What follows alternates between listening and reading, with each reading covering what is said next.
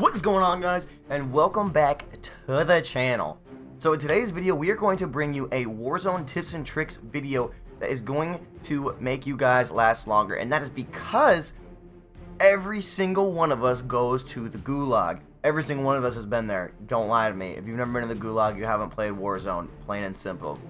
But this tip and tricks, or these three, tips and tricks will get you guys more wins in the gulag. I guarantee it. Be sure to follow me on Twitch, twitch.tv/skids, the same as my YouTube. I do a lot of helpful tips and tricks during my live streams. I even talk about how these can affect you guys, and as I update and find new strategies, I'm going to talk about them not only on Twitch but on my Twitter as well. It's _skids. Be sure to give me a follow there. I'm going to update this video as I find new tips and tricks for you guys. But without further ado, let's just get right into it. Get you guys some more wins. So the first tip seems to fly over the heads of a lot of people that play the game, but if you're pretty observant individual, you'll understand this. So there are actually 3 different layouts of the gulag, and it's actually funny because the Call of Duty account themselves tweeted out the 3 different gulag images, and I'm putting those on the screen for you right now. So why do I bring this up? So you have to know the different characteristics of each one and what your path is going to be determined by them. I know a lot of people, myself included, when you're just waiting in the gulag, you're running around in circles, you're punching random people, you're throwing rocks at people, you're going to see if you can hit a guy in the gulag with a rock, maybe a little bit of a quote-unquote aim practice, but really, you're just trying to troll the guy. Let's be honest. I do it too.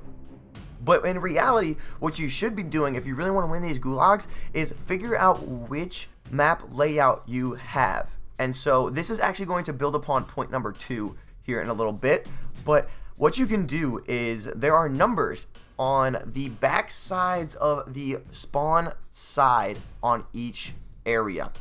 So you'll see either a 1, a 2, or a 3, and that's going to tell you which layout you have. But also, you could just do the normal thing and just look out in the middle and see, okay, do I have the one with the closed-in shower? Do I have the open shower? If I go to the left or the right side, am I going to see down the alley, or am I going to get blocked? And this is going to determine your route each time. So if you have this advantage, you can be one step ahead of your opponent because positioning and decision making is everything in the gulag. This builds upon point number 2, which is going to be stick with a plan.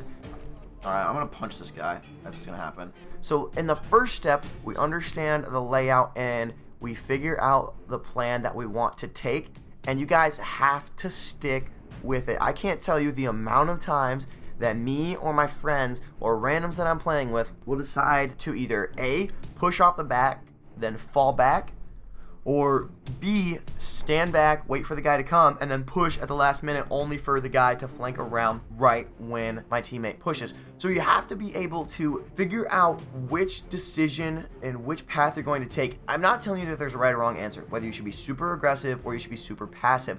I'm just telling you that whichever one you pick, you need to stick with. Because the moment that you go passive and then you push to aggression, boom, the guy's going to come around and flank you, hit you from the right side or the left side. And the moment that you push and then you decide, oh no, I'm going to fall back, well, there you go. The guy comes around the corner as soon as you turn your back.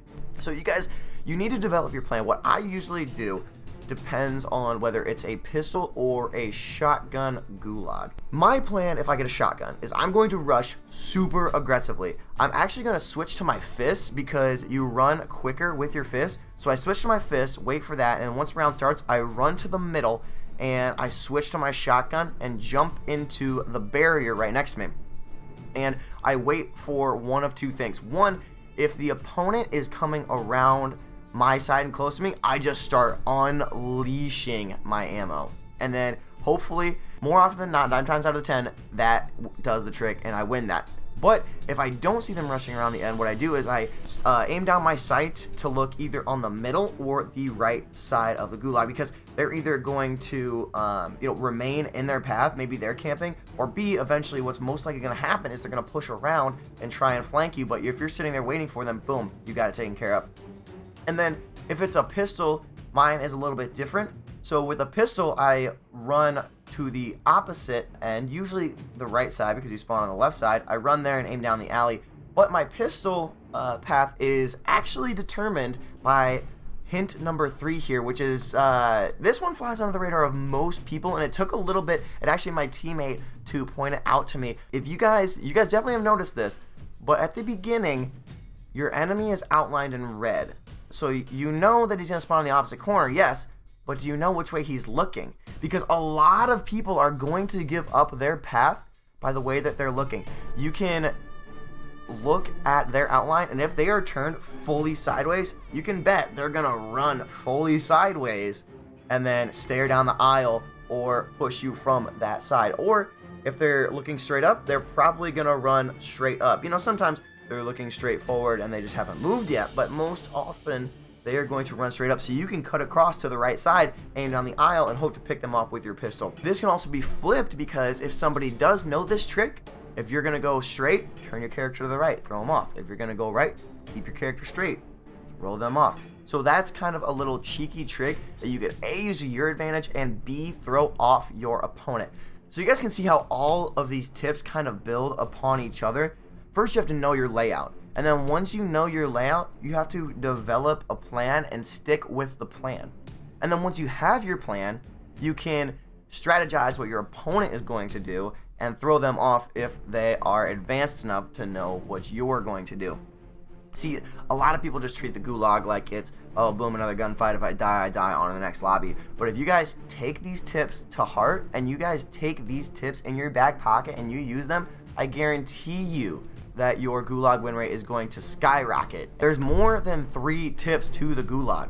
So if there's something that I didn't cover in this video, please put it in the comments down below. I will pin it with a heart. I will put it on the top. I'll probably even tweet it out to keep this video updated. So follow me on Twitter to see any updates on this video or any other COD tips and tricks into Warzone as we endeavor in this and try and get you guys more wins. So with all that being said, I really do hope this gets you guys more wins in the gulag, more wins in Warzone. I know it has helped me tremendously, not only in squads but in solos as well. And yeah, guys, I really hope this does get you guys more wins. But let's get you guys out into the battlefield, and I'll see you on the flip side. Yeah, inspire you is what I'm trying to do. Man, I came a long way from a couple views. It don't matter about your size of shoes or what you going through. If I could do it, you could do it too.